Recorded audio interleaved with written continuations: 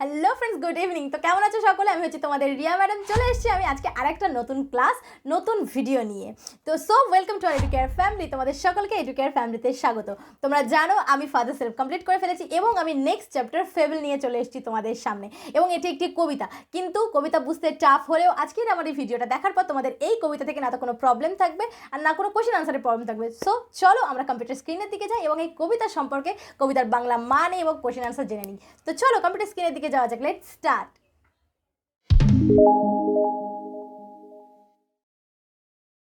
তো ফ্রেন্ডস, চলে এসেছি আমরা কম্পিউটার স্ক্রিনে। তো তোমরা তোমাদের বইটা ঝটপট খুলে ফেলো, কারণ আমি যখন রিডিং বলবো, line by line Bengali meaning বলবো, তখন বইটা সামনে রাখাটা প্রয়োজন। আর একটা কথা, যতক্ষণ তোমরা বই বার করছো ততক্ষণ আমি একটা কথা বলে নিই, সেটা হচ্ছে যে আমরা অ্যাক্টিভিটিটা সলভ করবো তোমাদের বইয়ে। তোমরা চাইলে ডিরেক্ট লিখে নিতে পারো, বাট যদি তোমরা না লিখতে চাও কোনো প্রবলেম নেই। আমি একটা পিডিএফ ফাইল আজকের পুরো ক্লাসে সেটা ডিসক্রিপশন বক্সে দিয়ে দেবো।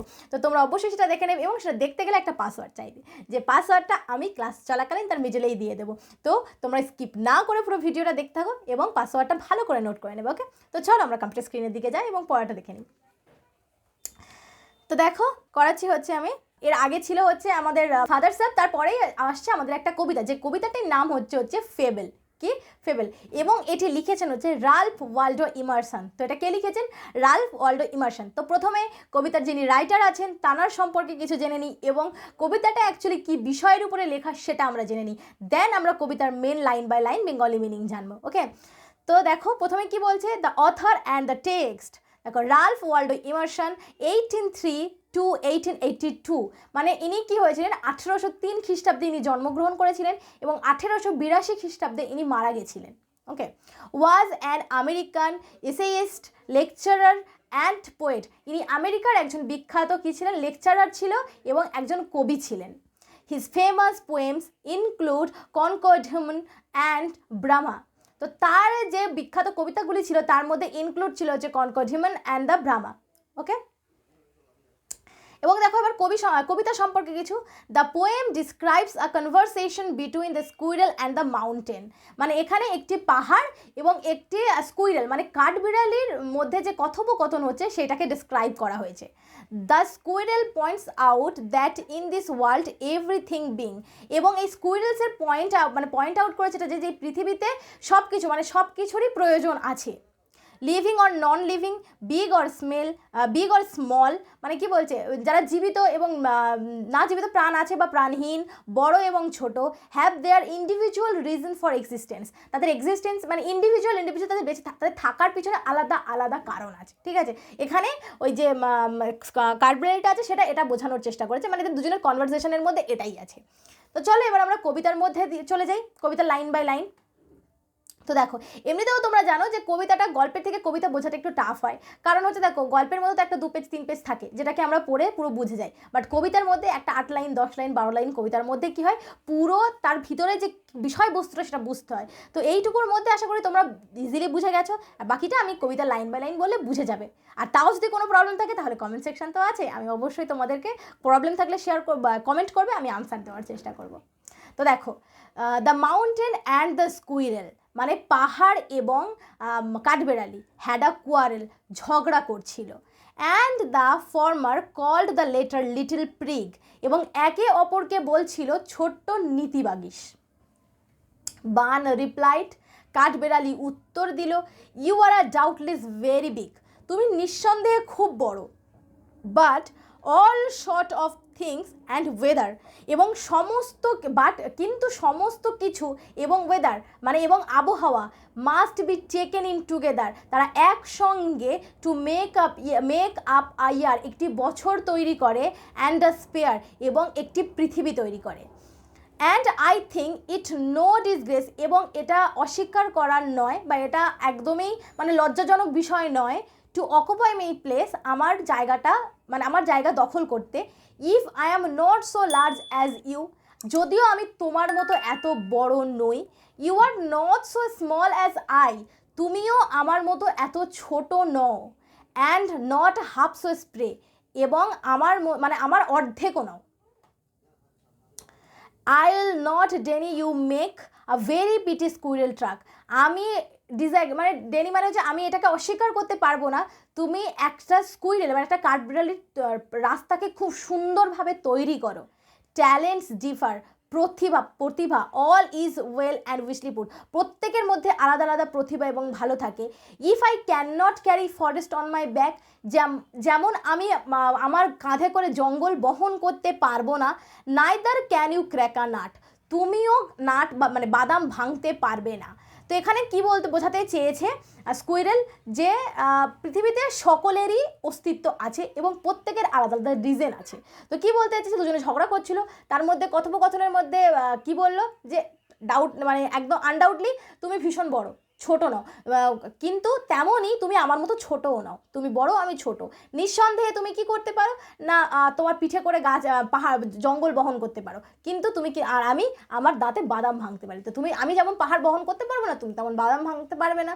তো সমস্ত কিছুর প্রয়োজন আছে একটা পৃথিবী তৈরি করার জন্য, একটা বছর তৈরি করার জন্য, এটাই বলার চেষ্টা করেছে হচ্ছে তোমার কাঠবেড়ালি। তো আশা করি কবিতাটা তোমরা বুঝতে পেরেছো, যদি কোনো রকম কোনো প্রবলেম থাকে তো অবশ্যই জানাবে।